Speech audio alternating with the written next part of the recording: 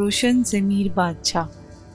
ایک بادشاہ ہوتے ہوئے بھی معمولی کپڑے پہنتا تھا۔ وہ دکھاوے کا قائل نہ تھا۔ گزر گئی گزران، کیا جھوپڑا کیا مکان۔ ایک دن بادشاہ کے ایک درباری نے اس سے کہا، عالم پناہ، حضور والا، آپ نے اپنی یہ کیا حالت بگاڑ رکھی ہے۔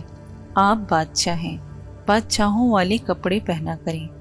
دائیں بائیں لٹکتے یہ چیتڑے آپ کو زیب نہیں دیتے۔ مور کوے کے پر لگائی پھرے کیا اچھا ہے۔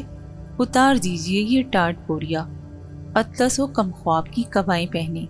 بادشاہ نے جواب دیا، بھلے آدمی، دل تو میرا بھی یہی چاہتا ہے کہ زرق برق لباس پہنوں، چاند تارے اپنے تاج میں ٹانک لوں اور اپنی شان دکھانے کو خزانے کے سارے سونے سے تخت بنواؤں، مگر کیا کروں، یہ خزانہ میرا ہی نہیں، رعایا کا بھی ہے، اس پر میری رعایا کا بھی حق ہے، اس سے میں نے اپنا نہیں رعایا کا بھی بہت کچھ بنانا ہے۔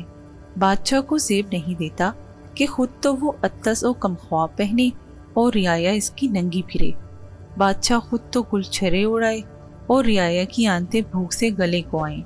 یہ کسی بادشاہ کے لیے بڑے عیب کی بات ہے کہ وہ خزانے کی دولت اپنے عیش و آرام پر لگائے اور اپنی رعایا کے عیش و آرام کو بھول جائے۔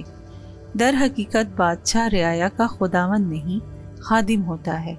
اس حکایت میں صاحب اختیار لوگوں کو تنبیہ کی گئی ہے کہ وہ اختیارات کا ناجائز فائدہ نہ اٹھائیں اور ان لوگوں کا بھی خیال رکھیں جنہوں نے انہیں صاحب اختیار بنایا ہے۔